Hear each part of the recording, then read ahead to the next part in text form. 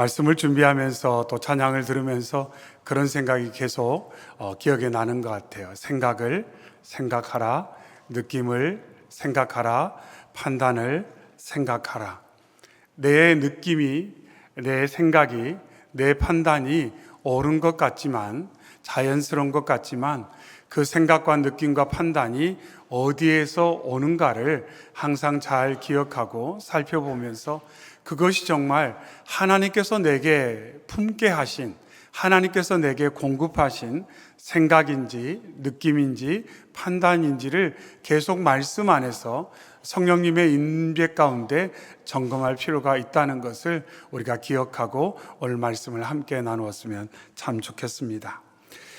하나님께서 이스라엘 백성을 애굽에서 해방시키시고 그들을 곧바로 가나안으로 인도하지 않으시고 신의 산으로, 신의 광야로 인도하셨습니다. 그러면서 하나님께서 이스라엘 백성에게 내가 너희를 구한 이유는 나의 것 삼으려고 너희를 구했다, 이렇게 말씀하셨어요. 나의 것 삼으려고, 나의 것 삼으려고.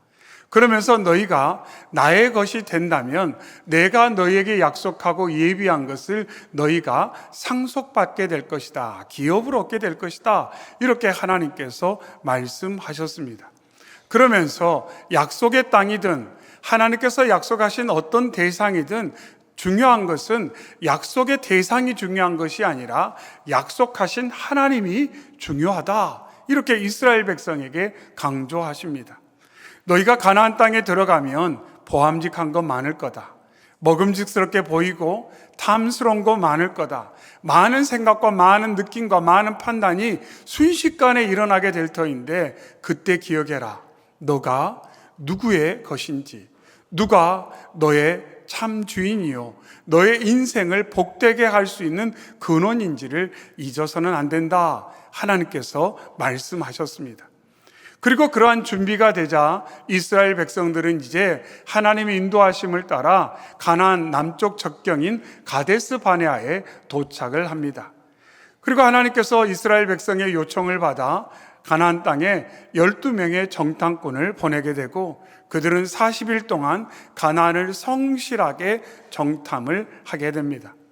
40일 동안 정탐을 다 마치고 12명의 정탐꾼이 돌아와서 가나안에서 가져온 그런 많은 증거를 보여주면서 그 땅이 하나님께서 말씀하신 것처럼 젖과 꿀이 흐르는 땅, 축복의 땅이라는 것을 이구동성으로 말합니다. 얼마나 좋은지, 얼마나 아름다운지, 그 땅이 얼마나 정말 보기에 좋은지를 이 정탐꾼들이 이야기를 합니다. 그리고 거기에 살고 있는 족속들과 그들의 삶의 여러 상황도 이스라엘 앞에 보고를 하였습니다. 객관적인 상황에 대한 보고는 12명이 같았습니다. 그런데 문제는 그 객관적인 상황에 대한 보고에 이어서 그 상황에 근거한 판단이 10대 2로 갈리게 되었다는 겁니다. 삶의 순간순간마다 똑같은 것을 보는데 전혀 다른 이해와 판단을 갖게 되는 경우가 있다는 것을 경험하며 삽니다. 아니, 똑같은 경험을 했는데 시간이 지나서 그 경험을 기억하는 방식도 전혀 다르다는 것도 우리는 알고 있습니다. 오늘 본문에서도 그렇습니다. 이 12명이 다른 곳 갔다 온 것 아닙니다. 동일한 대상을 바라보고 40일 동안 경험하고 돌아왔는데 10명은 그 땅에 대해서 부정적인 판단을 내렸고 2명 여호수아와 갈렙만 긍정적으로 판단하는 내용이 본문에 담겨 있습니다. 10명이 이렇게 말합니다. 13장 31절에 그들은 우리보다 강하다, 이렇게 말합니다. 그들은 우리보다 강하다. 요즘 쓰는 용어 가운데 빌드업이라는 용어를 많이 쓰지 않습니까? 뭔가를 말하기 위해서 차곡차곡 마치 논리를 구성해 가는 것처럼 이 10명의 정탐꾼이 말합니다. 그들은 우리보다 강하다. 그것은 분명 사실이에요. 그들은 키도 크고 또 전쟁에도 능하고 그리고 견고한 성을 가지고 있는 그러한 상황이었기 때문에 그들을 강하다고 말할 수 있습니다. 그러면서 연이어 뭐라고 말하냐면 그와 함께 올라갔던 사람들은 이르되 우리는 능히 올라가서 그 백성을 치지 못하리라 이렇게 말합니다. 그들이 강하기 때문에 우리는 승리하지 못할 것이다. 그들은 강하기 때문에 우리는 승리하지 못할 것이다. 한마디로 마치 링 위에다가 이스라엘 백성과 가나안 족속들을 딱 올려놓고 객관적으로 비교해 볼 때 키, 체력, 군사력, 경제력 이 많은 것을 딱 비교해 보니까 게임이 안 되겠다. 전쟁 해보나 마나 우리는 질 거야. 이렇게 10명이 판단을 하는 것입니다. 그러면서 이스라엘 자손 앞에서 그 정탐한 땅을 악평하여 이르되 우리가 두루 다니며 정탐한 땅은 그 거주민을 삼키는 땅이요 이렇게 말합니다. 이 악평하다는 것은 어떠한 내 생각의 상대방을 동조시키기 위해서 이렇게 모략을 짜듯 계속 주도하는 그런 과정을 말합니다. 사람들이 자신의 판단에 누군가 동조해 주기를 바라면서 그 동조해 주기를 바라는 과정 가운데 계속해서 근거를 제시하는데 때로는 비약된, 때로는 거짓된, 때로는 과장된 내용을 가지고 내 판단에 동조할 수 있도록 사람을 끌어들이는 것을 우리는 삶 가운데 경험하게 되는 것입니다. 이 10명이 그러는 거예요. 전쟁은 불가하다. 우리는 실패할 거다.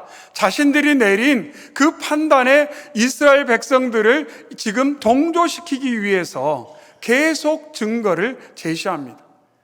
마치 논리적인 것 같아요. 객관적인 것 같습니다. 참 설득력이 있는 내용인 것 같습니다. 계속 그런 방식으로 이야기를 합니다. 그러면서 뭐라고 말하냐면 우리는 스스로 보기에 메뚜기 같다 이렇게 말합니다. 이스라엘 백성들이 이 가나안 족속들이 보기에 어떤 상태인지 또 우리가 우리를 봐도 참 부족하지 않느냐, 연약하지 않느냐, 우리가 아는 게 뭐가 있느냐. 그 수백 년 동안 애굽에서 종살이했고 가나안 향해 가는 우리의 모습은 오합지졸이 아니냐 이렇게 10명의 정탐꾼이 이야기하면서 그러니 가나안에 가봤자 우리는 질 것이 뻔하다. 실패할 수밖에 없다. 이렇게 설득을 하고 있습니다. 이런 상황 가운데 오직 여호수아와 갈렙만이 긍정적으로 이야기를 합니다. 13장 30절에 갈렙이 모세 앞에서 백성을 조용하게 하고 이르되 우리가 곧 올라가서 그 땅을 취하자 능히 이기리라 이렇게 말합니다. 방금 10명은 말했어요. 안 된다. 불가능하다. 실패할 것이다. 질 것이 뻔하다. 그러면서 증거를 들이댔는데 여호수아와 갈렙은 뭐라고 말하냐면 아니다. 우리는 이길 것이다. 승리할 것이다. 걱정하지 말아라. 이렇게 2명이 담대하게 선포를 하고 있습니다. 그러면서 그 확신의 근거가 무엇인가를 오늘 본문 9절에서 말합니다. 다만 여호와를 거역하지는 말라. 또 그 땅 백성을 두려워하지 말라. 그들은 우리의 먹이라. 그들의 보호자는 그들에게서 떠났고 여호와는 우리와 함께 하시느니라. 그들을 두려워하지 말라. 이렇게 여호수아와 갈렙이 담대하게 설명을 합니다. 여러분, 우리가 승리할 수밖에 없는데 그 이유는 뭐냐면 여호와 하나님께서 살아계시고 오늘도 함께 하시고 우리에게 약속하신 것을 하나님께서 이루실 것입니다. 이렇게 여호수아와 갈렙이 담대하게 선포했어요. 이 10명의 정탐꾼은 자신들의 생각이 맞다고 생각했어요. 객관적이라고 생각했어요. 합리적이라고 생각했어요. 자연스럽다고 생각했어요. 정당하다고 생각했어요. 왜냐하면 군사적으로 볼 때, 경험적으로 볼 때, 준비된 것으로 볼 때 전쟁을 하면 이길 수 없기 때문에. 여러분, 다윗과 골리앗의 전투 장면은 객관적으로 보면 누가 이길 수밖에 없습니까? 골리앗이 이길 수밖에 없어요. 성경에는 말도 안 되는 사건이 많이 기록되어 있습니다. 어떻게 이런 결과가 나올 수 있는가? 어떻게 이런 결과가 나올 수 있는가? 이스라엘 백성들이 그 오합지졸 같은 이스라엘 백성이 어떻게 가나안을 정복할 수 있는가? 그 연약한 다윗이 어떻게 골리앗을 무찌를 수가 있는가? 말도 안 되는 이야기가, 말도 안 되는 사건이 성경에는 빈번하게 언급되고 있습니다. 객관적으로 보면 말이 안 돼요. 그 결과는 예상할 수도 없고 꿈꾸기조차 어려운 상황입니다. 근데 여호수아와 갈렙은 오늘 말씀에서 확신을 가지고 말합니다. 중요한 것은 내 안에 있는 것으로 나의 미래가 결정되지 않는다는 거예요. 내 안에 있는 것으로 나의 미래가 결정되지 않는다. 내 능력으로 내 미래가 결정되는 것 아니고, 내가 준비한 것으로 나의 미래가 결정되는 것 아니고, 나의 경험으로 나의 미래가 결정되는 것이 결코 아니라고 담대하게 선포하고 있습니다. 믿음으로 산다는 것이 바로 그겁니다. 내 안에 있는 것으로 내가 사는 것 아니에요. 내 안에 있는 것, 나의 연약함, 나의 부족함, 내 경험, 내 능력, 내 스펙으로 사는 것이 아니라는 겁니다. 그리스도인은 어떻게 사느냐면 예수 그리스도로 사는 자가 그리스도인 줄로 믿습니다. 여호수아와 갈렙이 지금 그것을 선포하고 있습니다. 다윗도 그렇게 고백했습니다. 사무엘상 17장에 또 여호와의 구원하심이 칼과 창에 있지 아니함을 이 무리에게 알게 하리라. 전쟁은 여호와께 속한 것인즉 그가 너희를 우리 손에 넘기시리라. 다윗이 담대하게 골리앗 앞에서 선포했어요. 전쟁은 칼과 창으로 하는 것이 아니다. 근데 생각해 보면 말도 안 되죠. 전쟁은 무기로 하는 것 아닙니까? 전략으로 하는 것 아닙니까? 탁월한 지휘관이 있어야 되는 것 아닙니까? 근데 다윗은 말해요. 그것으로 하는 것이 아니다. 그것으로 되는 것이 아니다. 이렇게 이야기하고 있습니다. 서두에 말씀드렸지 않습니까? 우리가 매일의 삶에서 보고 듣는 것으로 어떤 판단, 예상, 예측, 그렇게 삶을 살아가고 있는데 과연 내 판단과 예측과 예상은 무엇에 근거하고 있느냐 하는 거죠. 혹시 사람들의 말, 그냥 내 느낌, 내 경험에 따라 많은 것을 판단하고 예측하고 있지 않은가?